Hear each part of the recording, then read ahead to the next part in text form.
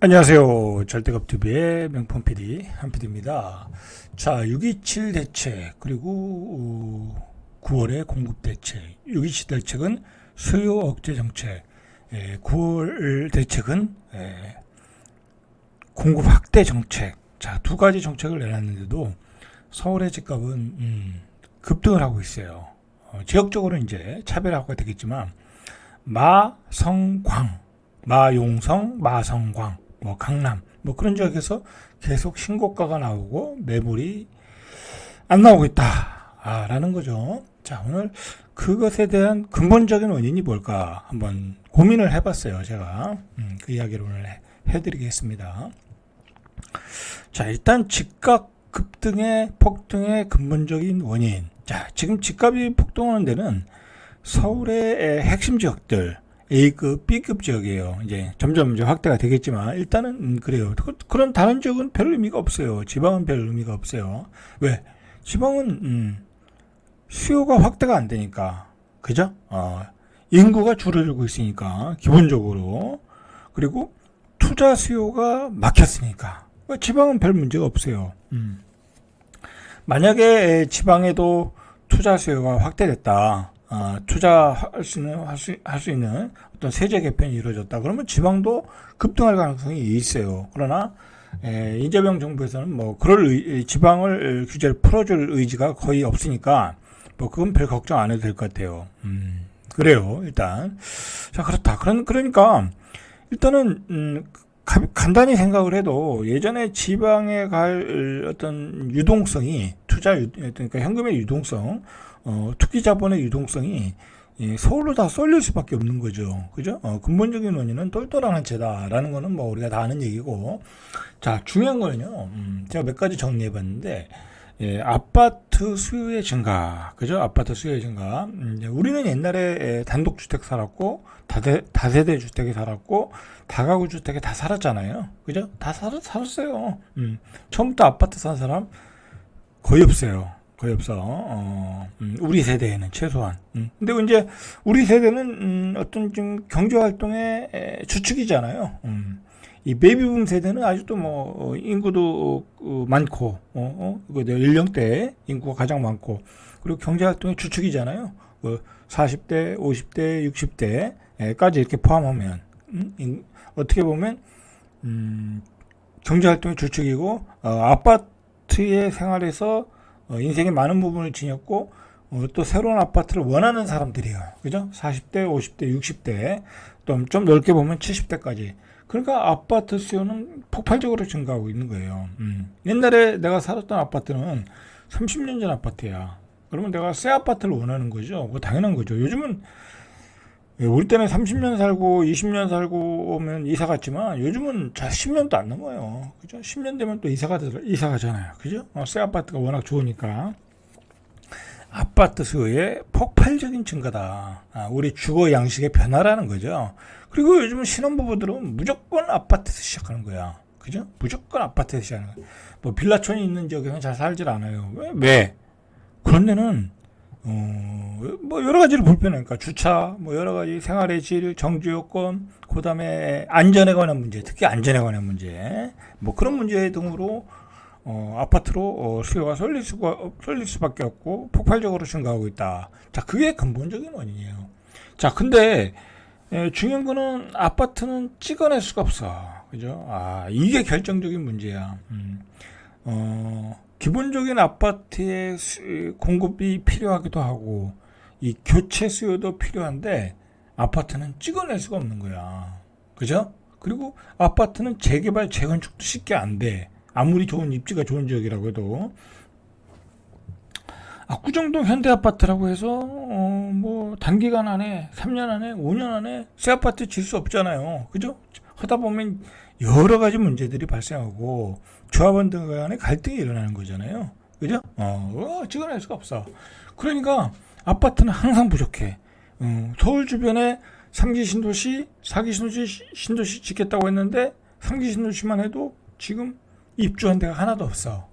문재인 정부 때 시작한 건데 언제 시작했을까요? 한 2020년도가 됐다고 해도 벌써 5년이 지났어. 그러면 최초 입주까지는 8년, 10년이 걸린다는 거야. 그죠?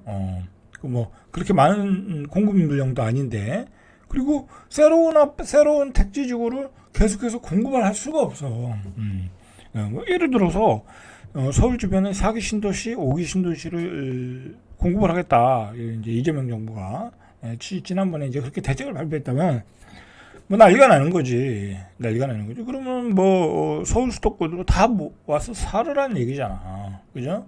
서울 수도권으로 다 와서 살아라.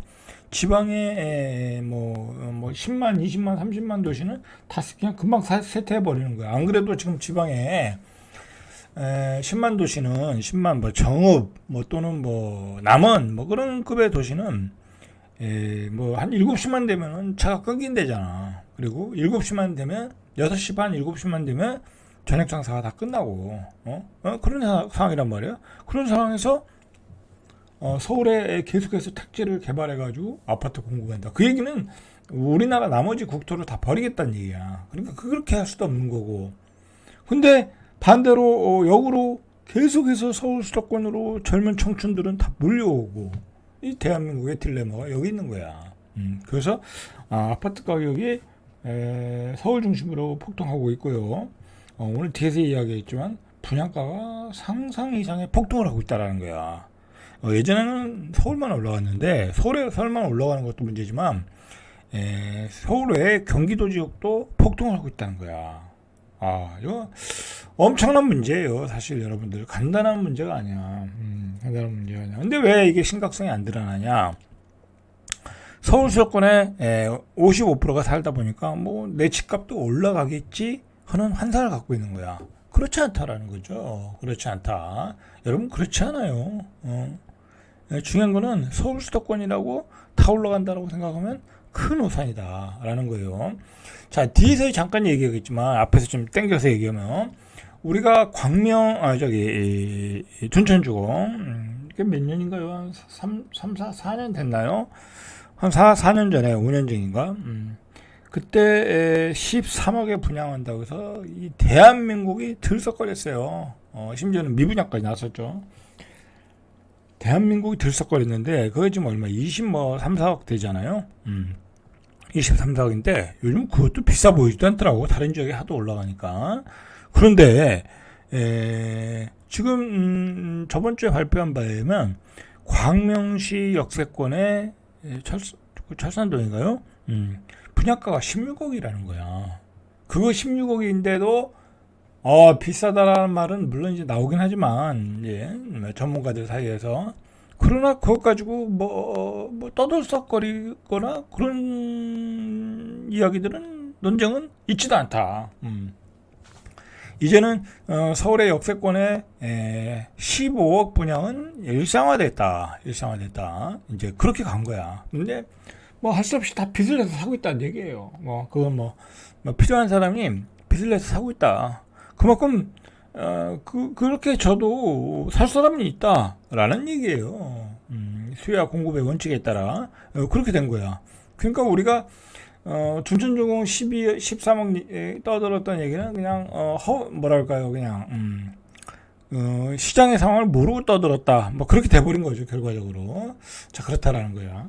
자, 그런데다가 이게 아파트 수요가 증가하고, 그런데다가 대한민국에 살아보니까 좋은 지역에 살아야 되겠더라라는 게 과거 우리 고도 경제 성장 시기에 보여준 거야.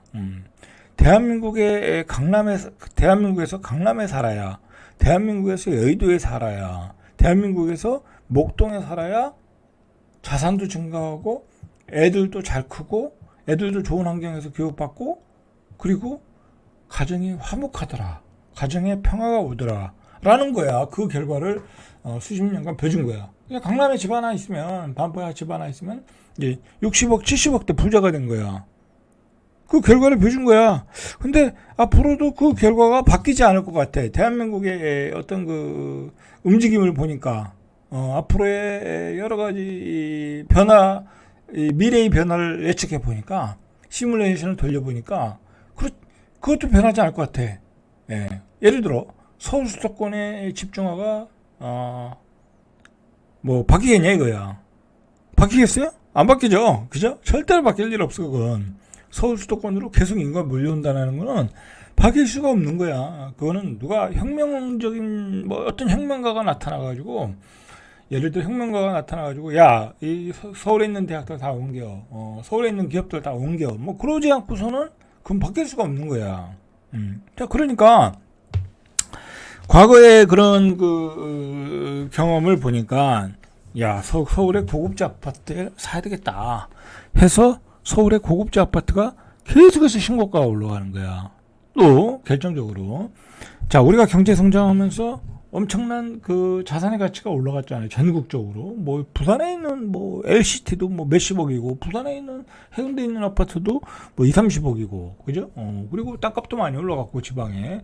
뭐 대전에 둔산동에 있는 클로버 아파트도 뭐 10몇 억 하고. 그러니까 지방에 있는 자산가들이 생각하기에 야, 이제 지방은 끝났다. 지방은 뭐 여기서 더 올라가면, 우리는 지방에 아무리 좋은 아파트 가지고 있어도 10%밖에 안 올라가는데, 서울은 더블로 올라가네. 그죠? 그러면 지방의 자산가들이 어떻게 생각했어요? 야, 저 땅 빨리 팔아. 저 상가 빨리 팔아. 저 건물 빨리 팔아. 야, 팔고 반포의 아파트 사. 100억짜리 사, 그냥. 그렇게 된 거예요. 그래서 부산에 있는 사람이, 부산에 있는 자산을 팔아서 반포에 있는 아파트 100억 대인가 그거 사잖아요. 그죠? 그런 일이 이제 비일비재로 일어나는 거야. 그죠? 앞으로도 계속해서 일어날 수 있어요. 쉽게 말해서, 전국에 있는 유동성이 서울로 다 쏠려 들어가는 거야. 서울은 블랙홀이 된 거예요, 이제. 그렇게 되는 거야. 저도 마찬가지예요. 저도 지방에 있는 자산 다 정리해가지고요. 언제 어느 때 서울로 올라갈 계획이 다 있다고 제가 누누이 말씀드리잖아요. 누누이. 저만 그런 생각 가지고 있겠어요? 일반 중산층도 다 그런 생각을 가지고 있더라. 그러면서 이미 실행한 사람들이 많아요. 그리고 이미 투자를 잘 하시는 분들은 이미 그렇게 하고 있을 것이고, 그죠? 요즘 최근에 지방에 장이 좋다. 야, 부산에 저거 사고 그럴 바보가 있겠습니까? 대전에 갭 투자하고 그럴 바보가 있습니까? 세금만 나오는데 집값은 안 올라. 누가 그러고 있어요? 그죠? 똘똘한 한 채 두 채로 그냥 서울에다 갖다 박지. 그죠? 서울에 똘똘한 한 채 사고 앞으로 재개발되고 빌라 하나 사고 뭐 그러면 되잖아요. 그죠? 그리고 난 지방에서 전세로 살면 되고. 이제 그렇게 트렌드가 바뀔 가능성이 있더라라는 거예요. 이렇게. 자, 이제 두 가지 얘기를 했어요. 아파트 수요의 증가, 기본적인 수요의 증가, 주택 양식에 따른 변화. 그다음에 고급 아파트 수요의 증가. 제가 지금까지 설명해드렸죠.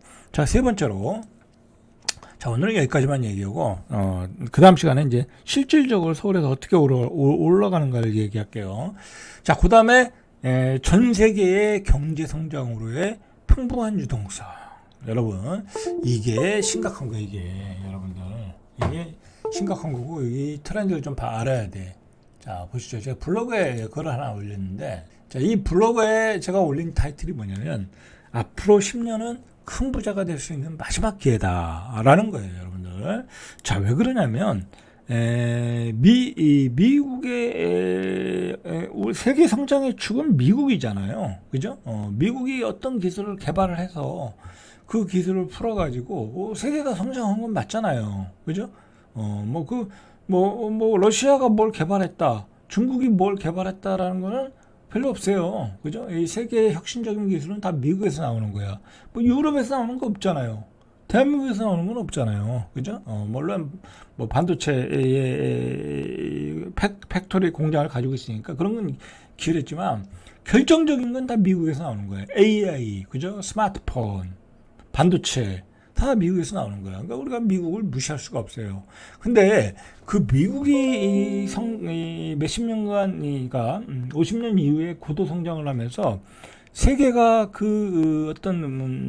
같이 성장을 한 거예요. 그죠? 뭐 베트남도 이제 뭐 엄청난 성장을 했고, 인도네시아도 엄청난 성장을 했고, 그죠? 요번에 혁명적인 운동이 일어난 네팔 같은 경우도 많이 성장을 했으니까 그런 민주화 바람이 부는 거고, 그죠? 뭐 대한민국은 말할 것도 없고, 그죠? 세계 10위 안에 드는 거고. 자, 그러면서 우리나라도 부자가 됐고, 이제 동남아시아 사람들도 이제 먹고 살만하고, 먹고 살만하다는 얘기는 뭐예요? 돈이 많다는 얘기죠. 자본이 많다는 얘기야. 그러면서 미국의 시장으로 이제 돈이 다 빨려 들어가는 거예요. 이제 투기 자본으로 들어가는 거죠. 그죠? 그리고 미국은 계속해서 달러를 풀고, 자, 그러다 보니까 미국의 뉴욕의 3대 지수가 계속해서 최고치를 치는 거예요. 여러분, 이걸 알아야 돼. 미국 주식에 투자할 때, 기업이 저평가됐냐, 뭐 고평가됐냐가 중요한 게 아니야. 미국이 엄청난 돈을 푼다. 그런데 그거에 맞춰서 미국은 그 많은 풍부한 자본을 가지고 혁신적인 기술을 만들어내더라. 그죠? 요즘은 방향이 좀 이상해졌지만, 그죠? 트럼프 이후에 기본적인 무역 질서도 무너지고 있고, 그죠? 자국으로 가서 공장을 짓겠다는 기술자도 내쫓고 있고, 분위기가 이상하지만, 어쨌든, 큰 줄기는 그거라는 거예요. 그죠? 세계가 모두가 먹고 살만해졌어. 그죠? 어쨌든 자국의 노력이든지, 어떤 혁신적인 기술로 인해서, 그러면서 이제, 풍부한 자본을 다 가지고 있는데, 그 자본을 이제 땡겨 가겠다는 얘기 아니에요. 땡기고 있는 게 미국의 주식시장이라고 보면 돼요. 자, 쉽게 얘기해서 우리의 서학개미들이 요즘 젊은 애들은 미국 주식 투자하고 코인 투자하지 잘 한국 주식 투자 안 해요. 자, 우리의 젊은 아이들이 미국 주식을 사고 있잖아요. 그죠? 우리 때는 상상을 못했던 이야기인데 사고 있잖아. 자, 그 얘기는 뭐예요? 미국 시장으로 돈이 들어간다라는 거야. 그 들어간 돈이 만약에 5년 전에 들어갔던 돈이 지금 얼마 됐겠어요? 200%, 300% 됐다고. 200%, 300%. 저희도 이제 코로나 때 미국 주식에 사는 게 제가 와이프 계좌에 있는 것 같은데 얼마 안 돼요. 그거는 얼마 안 되는데 그냥 150% 이상은 되는 것 같아. 그죠? 그냥 놔뒀으니까 한 번도 안 팔았으니까. 그러면 150%, 200%가 됐단 말이야. 그럼 모든 사람이 그렇게 된 거야.